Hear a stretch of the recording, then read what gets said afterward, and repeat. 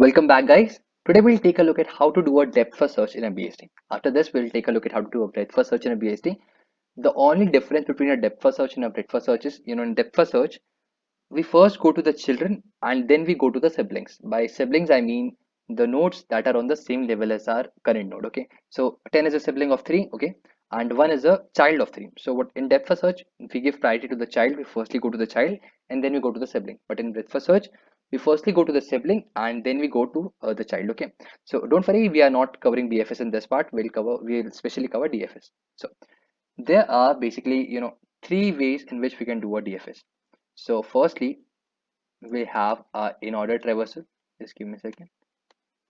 Then we have our pre-order traversal, and then we have our post-order traversal. Each of these traversals have their own different use, right? So in firstly, if you do an in-order traversal, then you can just get array. Basically, you can get this BST in a sorted form, and you can use pre-order and post-order just to get a prefix and postfix expressions if you know what that is, right? So they have their different advantages, but that is not our main concern right now. Right now, we need to know how do you do in-order search and how do you do a pre-order and post-order search, okay, or traversal, sorry.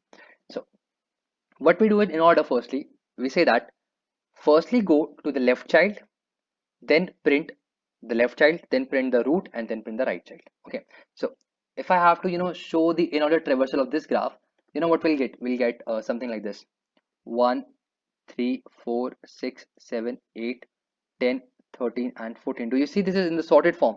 This is an in order traversal, by the way. Okay, do you see this is the sorted form? And if I ask you to print this, how will you do it?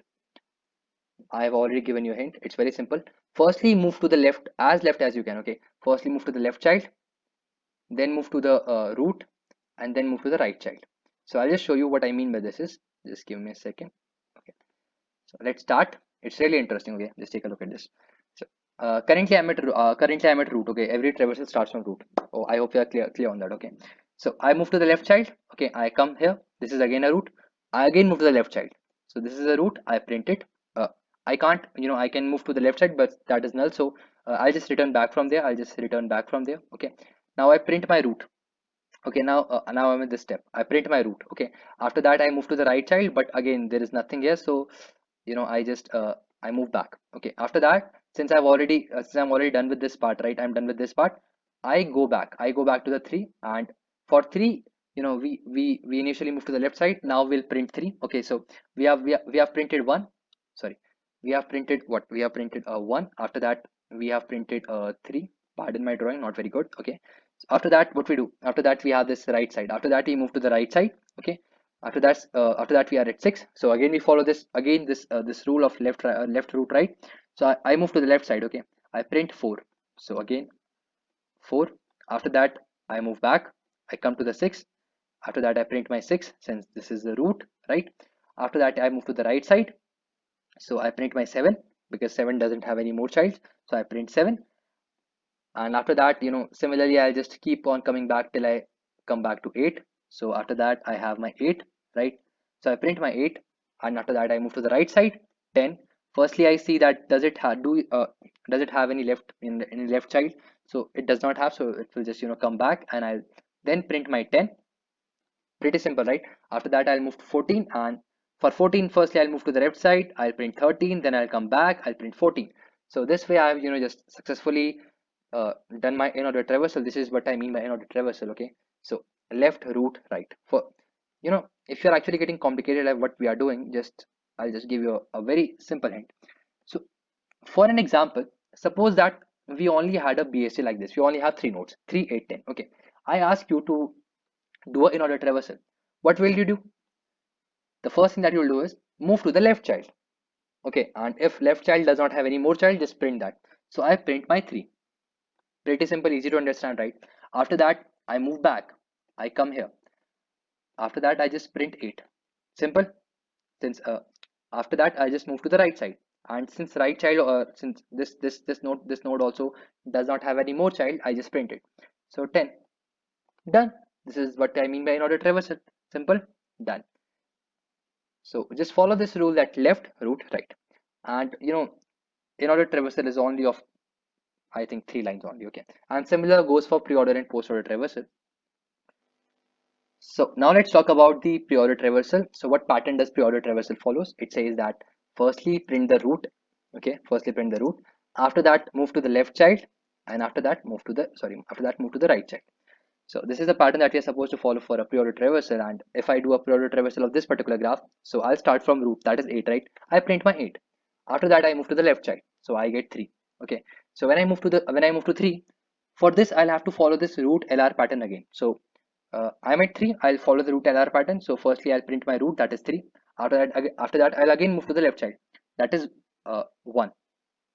Okay, that is 1. So I'll again follow the pattern of root LR, so I'll print 1.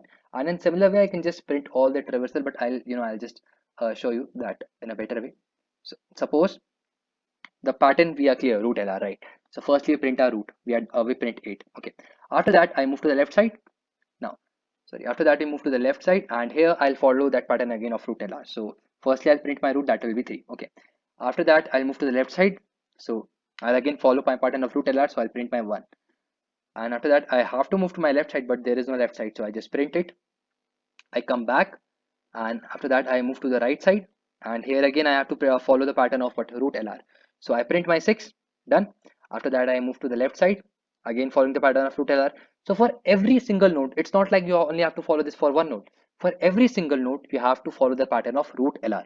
Firstly you print your root, after that you move to your left side, and after that you move to the right side. Once you are done moving throughout your left side, I hope you remember what the definition of DFS was. You firstly take care of your child, and then you move to the sibling. So what happens here is, this is where I am. So firstly I'll keep going on to the depth till I reach the end of the line, till I reach the end. Okay, till I reach a null point. So I'll just keep on going to the downside. This is what I mean by going to the downside. I'm going down to the down level down. Okay, so I'm going to the childs. I'm going to firstly the child of 8, then I'm going to the child of 3. So this is what a DFS means. But for BFS, if I just have to give an example, for BFS, what a BFS does is you print 8, then you print 3, and then instead of going downwards, instead of going to the 1, what you do is you move to its sibling. So that is what a BFS is. For BFS, you firstly cover all the nodes that are connected to our root node. So this is my root node, and I just traverse through all the nodes that are connected to it firstly. But for DFS, what I do is I do something like this. I'll just go to its depth, and then I go to its depth. So if I just have to give an analogy of this, I'll say that suppose you're studying a topic, and then you find a word that you don't understand clearly. So what you do is, some of you may say that, okay, firstly I'll read this chapter completely, and then I'll go to the depth of that particular word which I didn't understand. But some of you will think that, okay, I need to firstly clear this doubt. So when you're reading, you find something, you find a word that you don't understand, so you open another tab and you search for that tab, and you search for that word. So that is DFS. What you're doing, instead of completing that chapter completely, instead of studying that chapter completely, you move to that particular terminology, you search for its meaning. Okay, but for a BFS, you say that, okay, I'll study the chapter first, and then I'll mark down all the points that I don't understand, and then I'll search. Once I'm done with the chapter, then I'll search all these points. So that is what a BFS is. So I hope the difference is clear. And this is what you do in a pre-order traversal. Now talking about a post-order traversal. For a post-order traversal, you just say that firstly I'll move to the left child, then I'll move to the right child, then I'll move to the root. So for understanding this in a better way, I'll say this again. Only consider that we only have these three values. So uh, if I have to do the in order traversal, what will I get? I'll get 3, then I'll get 8, then I'll get 10. Okay, so that is the in order traversal. If I have to do the pre-order traversal, what will I get? What is the pattern? Remember, keep remembering that. Okay, for pre-order, firstly I'll print my root, that will be my 8, then I'll print my 3, and then I will print my 10. So this will help you in getting a clear picture. That is what happens when you do a pre-order.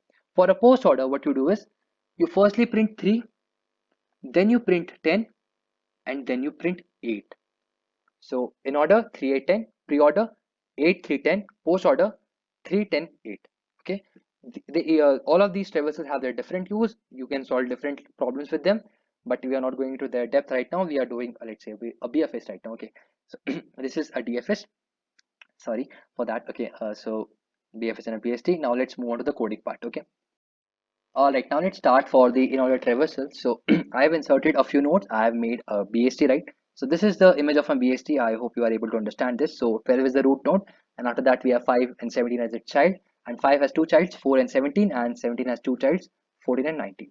So I'll make I'll do three traversals that will be in order. First I'll do in order traversal. Okay, so first I do in order. I'll just make a function. This is, by the way, the same code in which that I did in my last video search, because what I'm thinking is that I can actually just make all of this, or I'll just make all the functions in a one single file, and then I think I can upload that file, okay, in the channel only. So that will be great. So that is what I'm doing. So firstly I'll start with my in order traversal, right? The only thing that I need is my root node. Okay, so if my if my root is not null, this is the condition, that if my root is not null, what I do is I hope you remember the pattern for in order traversal. Simple. You firstly go to the left child in order what root dot left. You firstly go to the left child, then you print the current node. Okay, then you print the current root, and then you go to the right child. Right? This is the same pattern. I'll just change these three lines and I'll get pre-order and post-order. By now I think you're already getting what I'm trying to do here. So root dot right. I move to the left child, then I print the root, then I move to the right child. Simple. Now let's see, does it work or not? Because if it works, then I think I should get this tree in a sorted form, like 4, 5, 7, 12, 14, 17, and 19. So let's try to run this code. Oh, sorry, I just printed the root instead of its data. I'm so sorry for that. It just returned me the address. Okay, so root dot data, let's see. 4, 5, 7, 12, 14, 17, and 19. This is in sorted order, right? So pretty great. Now let's start with the pre-order, right? So firstly I'll just comment this and I'll create a function named as pre-order root. So mm, yeah, since I'm a little bit lethargic, what I'll do is I'll simply copy this code, because the only thing that I need to change is, right, the only thing that I need to change is the order of these lines, the order of execution of these lines. So I'll just firstly change the name pre-order, sorry, and after that I also need to change the names here, pre-order and pre-order, right? So what is the order of pre-order? Firstly we print the root data, after that we print the left, and after that we go to the left side, and after that we go to the right side. So let's do the pre-order traversal of this graph. So let's run my code. So I'm getting 12, 5, 4, 7. Let's see this in the tree itself.